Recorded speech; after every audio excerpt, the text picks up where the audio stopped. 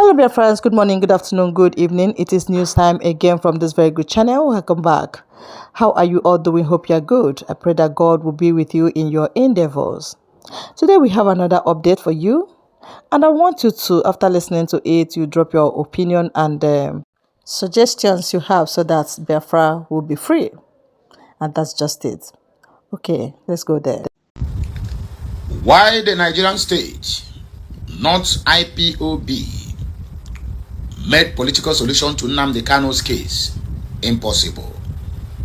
And I know what triggered this statement. Know what triggered the statement? Nigeria government through their proxies. I am following them bomber to bomber.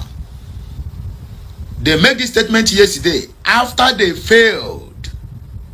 I repeat, after they failed to prosecute someone or to provide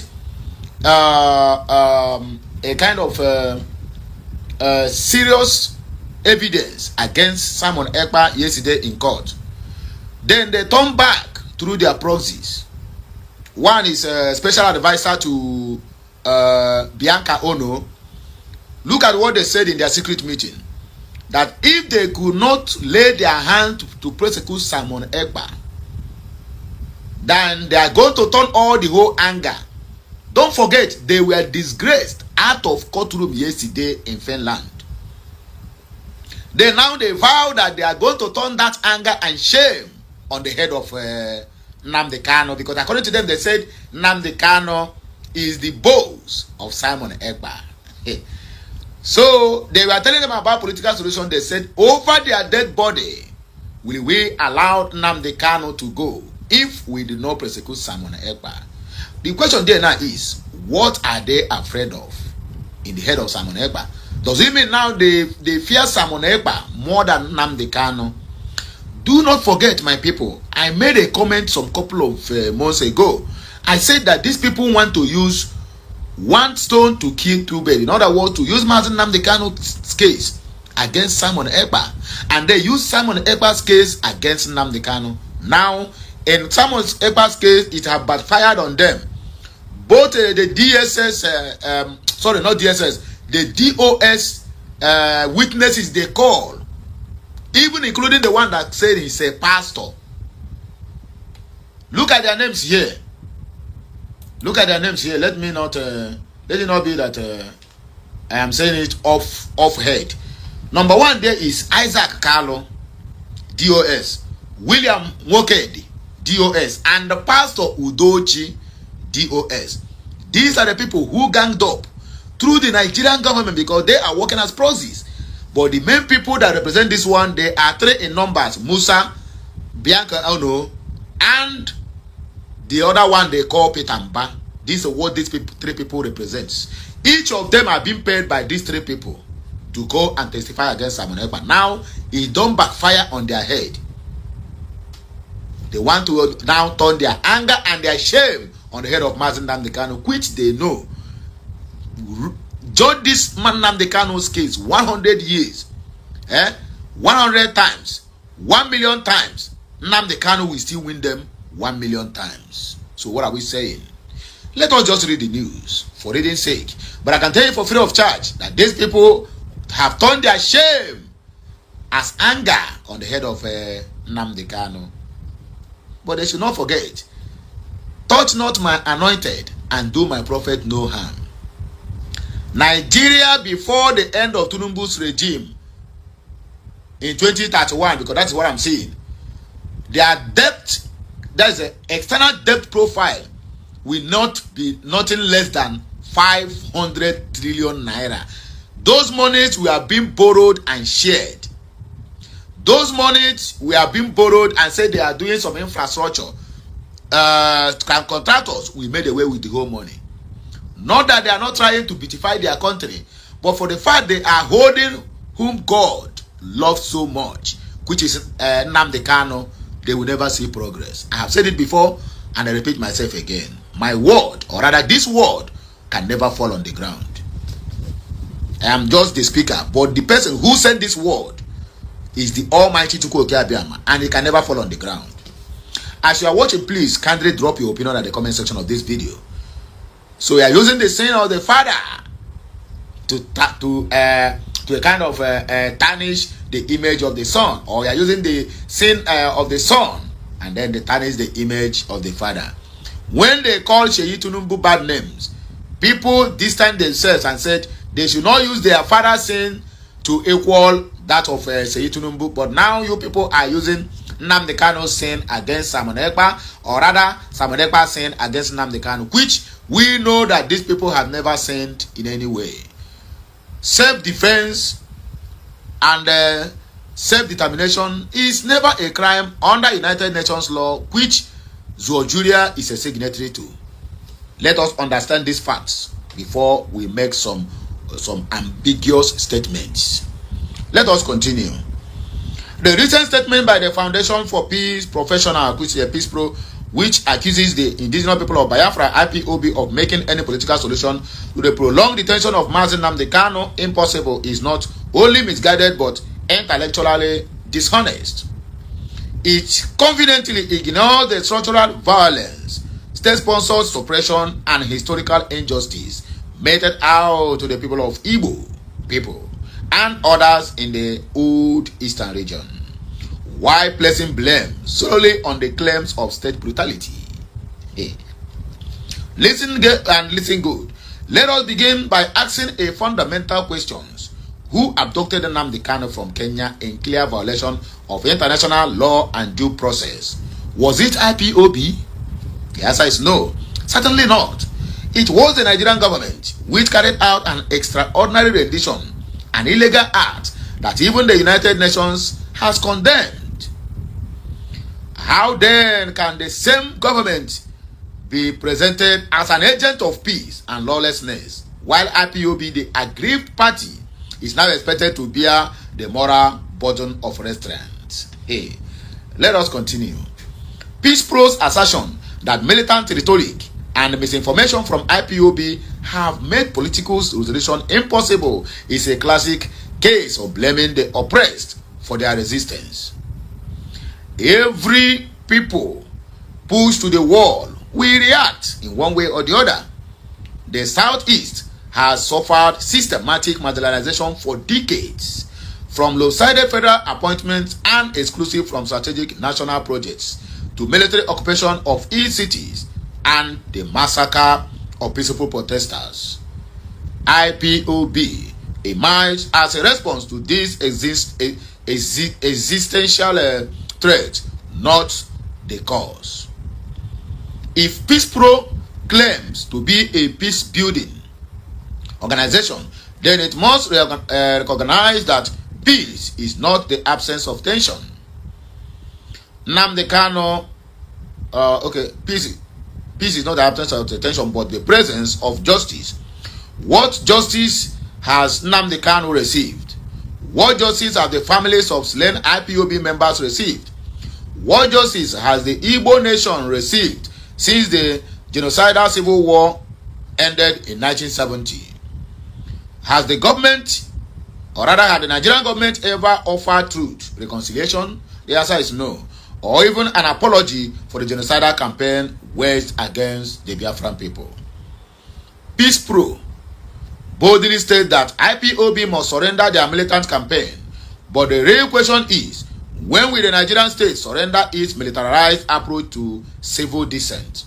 When will it stop invading towns in the east, burning down homes and killing young people under the guise of maintaining order? Who shall be held responsible for the mass graves in Olo, the bloody operations in Obigbo, and the continuous harassment of Easterners at military checkpoints? Let us not forget that it was not IPOB that shut down the Southeast with tanks and guns. It was the fear imposed by the Nigerian military and the climate of insecurity brewed by government. Negligence that forced people indoors, sit at home. Orders were not enforced with official IPOB brigades. Rather, the government's inaction and the lack of political will to engage the region meaningfully created a vacuum that opportunists exploited. Yet, IPOB is painted as the sole villain in this complex equation. Peace Pro also claims that true power is not in secessionist, flags, or the sound of gunfire. Indeed, true power lies in dialogue, truth-telling, and justice. But where is the Nigerian state's willingness to engage honesty? Has President Bola Ahmed Tinubu or any key leader visited the Southeast to hold open town halls or initiate genuine dialogue? Where is the political courage to call a spade to say that Nnamdi Kanu's detention following an illegal rendition is an affront to both Nigeria and international law? If a political solution is now said to be impossible, it is because the Nigerian government has refused to listen, refused to acknowledge historical grievances, and refused to embrace restorative justice. Peace Pro, if truly professional in its peace advocacy, should not serve as a public relation arm of the state by echoing propaganda that absorbs the real culprits. Whatever Nigerian government cannot do does not exist. Mazi Nnamdi Kanu is not on trial merely for his word. He is on trial because he dared to challenge a system built on injustice. His cause for self-determination reflects the aspirations of millions who have lost faith in the failed promises of one Zojuria. If Nigeria is truly one, then why must only one region carry the scales of unity? Peace Pro ends his statement with the words, "Peace is not surrender. Peace is the most courageous decision any movement can make. On this, we agree, but peace must be just, honest, and mutual. You cannot ask a bleeding man to put away his bandages while his wounds are still open. If there is any group that must take responsibility for the impossibility of a political solution, it is the Nigerian state, its arrogance, its brutality, and its refusal to confront the truths that history has written in the blood of the Biafrans." Family Writers Press International. Another headline here, which is coming from what do they call him? Okay, this one is from Ohaneze Ndiberibe. He said, and I quote, "7 Igbo-speaking states won't join in planned June 12 protest," says Ohaneze. I don't know whether these people, in fact, I know they are against us. Not for me to say I don't know. They are against us, and they keep on making it clear to everybody that we are not with these people and we can never be with them. Anyway, let us proceed. The Apex Igbo Social and Cultural Organization, Ohaneze Ndafonse, on Sunday sounded it very clear that 7 Igbo-speaking states will not participate in the proposed June 12 Democracy Day nationwide protest. In a statement which the Guardian obtained a copy in Abakaliki, the National Deputy President of the Ohaneze faction, Mazi Okechukwu Isiguzoro, explained that the decision is not to withdraw from civic responsibility, but rather a strategic response aimed at safeguarding Igbo lives and properties across Nigeria, which Igbo's properties are always targeted each time such protest occurs. Isiguzoro further asserted that even if such gatherings will be permitted across the 7 Igbo-speaking states, the fundamental issues concerning the Igbo must be addressed adequately by the Nigerian government. He added that the prevailing insecurity in the southeast renders any form of protest imprudently hazardous, maintaining that the Igbo nation shall not participate in any national protest until our pressing demands are duly recognized and acted upon. The statement read, "In the light of extensive consultations with the key Igbo stakeholders, Ohaneze Ndafonse hereby announces a decisive and unequivocal stance regarding the upcoming June 12 Democracy Day protest.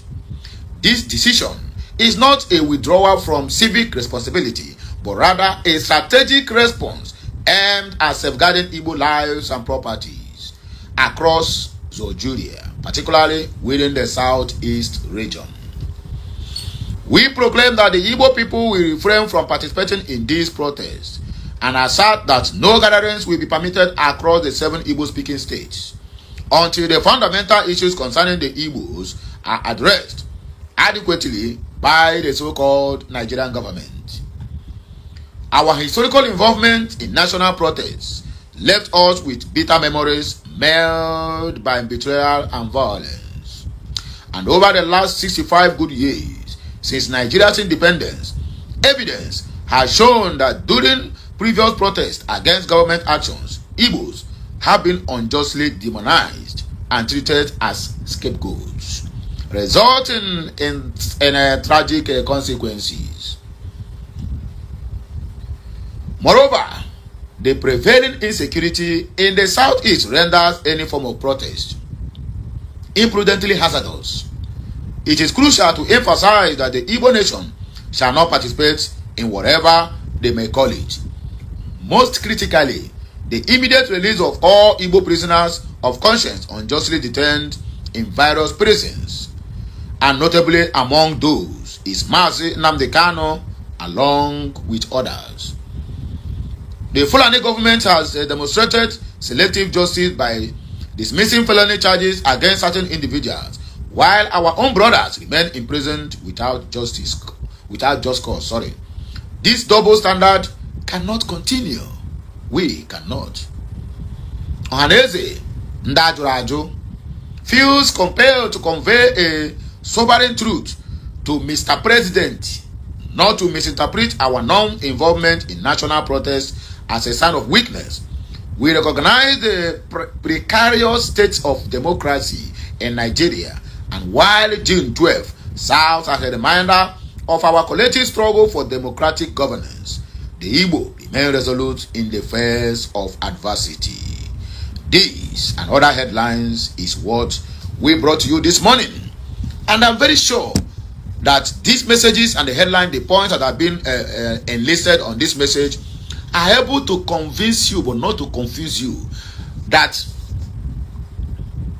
Igbo have nothing to do with Nigerian government and their protest.